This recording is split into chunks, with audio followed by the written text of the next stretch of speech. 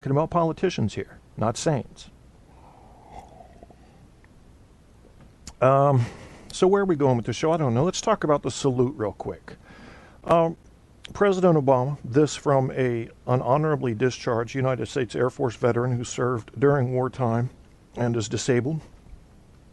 I did not see combat. I'm not trying to play this up. You know me. If you're going to salute anyone, do it properly. This goes for all actors in Hollywood that do war movies as well. Learn your fucking salute. You do not salute with a cup in your hand. You do not salute with a dog in your hand. You do not salute by tilting your head way over to the side that the arm is coming up on. You keep your head straight. You snap the salute up like it's a sword, and from your elbow to the end of your middle finger should look like a sword.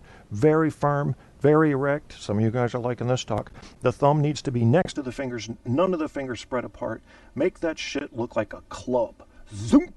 You pop it up. The middle finger should come just outside the right eyebrow. It always has to be the right hand. Look this shit up. Watch a video. Get it right. If I was in basic training and saluted somebody with a cup in my hand, I would have found myself in fucking jail. Show a little respect. And I've had people argue, well, he didn't have to salute at all. He's a civilian. Yeah, but he did salute. He did salute. So if you're going to do it, do me a favor. Don't make it a fucking mockery. How many men saluted 15 minutes before they died, huh? After taking orders from an officer. How would you feel if I took the American flag and raised it upside down? Well, at least it's up. There's the American flag. It's up. No, it's upside down. It's fucking offensive. Learn the salute, do it correctly, or don't do it at all. Thank you. And now a word from our sponsor. Learn How to Salute. Learn How to Salute is a program that can teach you in 10 quick minutes how not to look like a dickhead when you salute next time. Fucking assholes. If you're not going to salute correctly, don't salute at all. It makes a mockery of the gesture, and the gesture's kind of symbolically important, okay? Thank you. Hey, Apocalypse. Hey, can you hear me? Let me play the show and make sure it's working. It sounds kind of hollow. I might have to change something. Let me see here. Testing, 11 to 7. Hey, Paul Dembski. Yes, it was an embarrassment. This doesn't sound that good. Sounds like a tube. I'm not going to fuck with it. It's working. I'm on a loaner computer, guys, so you'll have to bear with me. Yeah, I don't know. I might change it a little bit real quick. It was an embarrassment. It shouldn't have happened, and there should be a public apology for it. And I know George Bush did it too. I'm not trying to validate his efforts while diminishing the efforts of someone else. But with a fucking cup in your hand, you know what you're saying? You're not quite as important as my cup of coffee. That's what I heard. That's what I heard when I saw it. Sorry. Let me get this shit right real quick. So, playback, input, DSP. Don't know what's up with the tube thing going on. I'm in a tube. Let's see. So we'll do this, we'll do that, we'll drop that down one, and if we sound like we're in a tube, fuck it, because I'm done.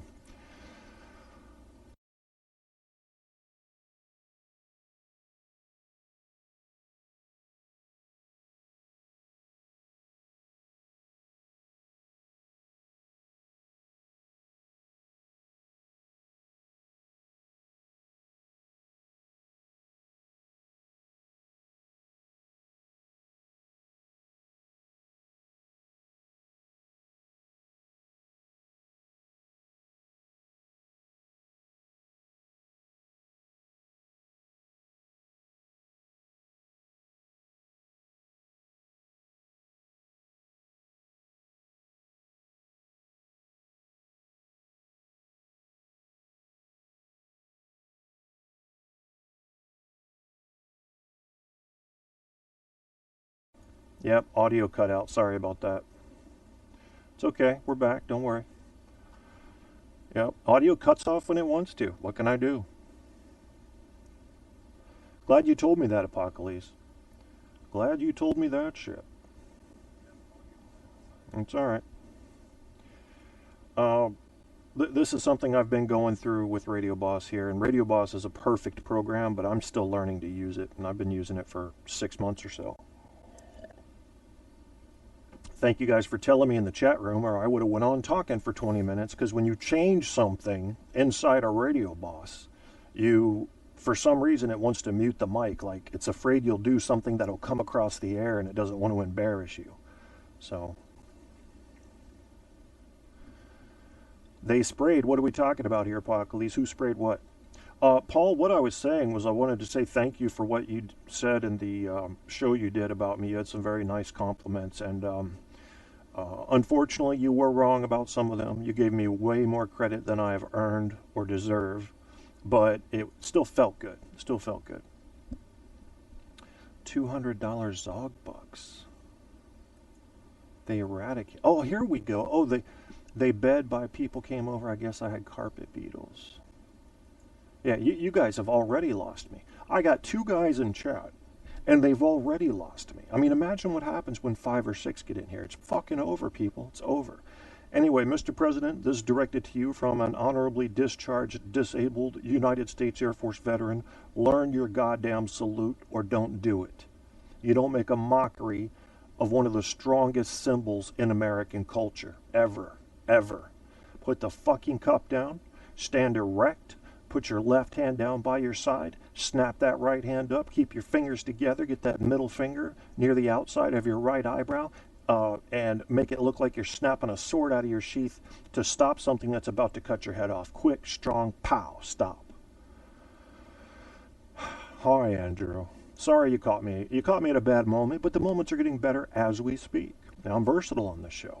Go straight to happy stuff. Happy stuff. Looking for happy stuff.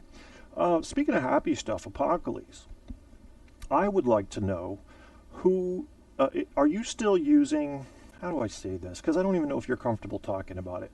You know what? Apocalypse, would you tell me in the chat room if you're willing to and open to talking about something that starts with K? That's not me. And once I get your answer on that, we'll move forward with it. In the interim, a word that I'm overusing tonight, let's take a look. We've got news up here. We've got news up here. ISIS, they're pussies. The media is blowing it way out of proportion. They're not a big deal, guys. We're going to be taking them out. They're really no different than a gang in the United States. Really not. You get in that 18 to 24 demographic, angry young males don't have anything else to do. They're going to shoot some shit up. What's going to happen? You're sitting there, you're adjusting your balls because your pants are too tight, and then you get vaporized. You're going, what happened? Well, that was a U.S. drone and a Hellfire missile. Allow me to introduce you, ISIS. Just like Al-Qaeda, you can't run, you can't hide. When you have Middle Eastern countries joining the coalition, you fucked up. Even they want to kill you. That's pretty bad. ISIS is a bunch of pussies that got rejected from Al-Qaeda. And Al-Qaeda is a bunch of pussies that are outdated. I mean, yes, we have to keep fighting them because they're like a cancer. Well, when you got cancer, you go for treatment. You radiate those fuckers. And that's what we're doing. No big deal, folks. We're going to take care of them. You know, you heard the speech today that Obama gave to the UN. It was an impressive speech, yet it also, like the media, overplayed the importance of ISIS. Mark my words. These guys seem big now because they sell newspapers. They're going down, and they're going to go down pretty quick. It doesn't matter that they're taking in $3 million a day. What matters is, what are they doing with the $3 million a day? If they're just going to cut off the heads of some innocent journalists, do you think they're going to gain global support for their cause? Nah, not going to happen. If you want to win at something, if you want to get big and be a real threat, you get global support for your cause. You get people behind you. Then you build your foundation. That's not going to happen with them, guys. They're drifters. They're terrorist gypsies, if you will. Nothing coming out of that. You won't even be talking about ISIS a year from now. You can mark that down in your date book. I promise.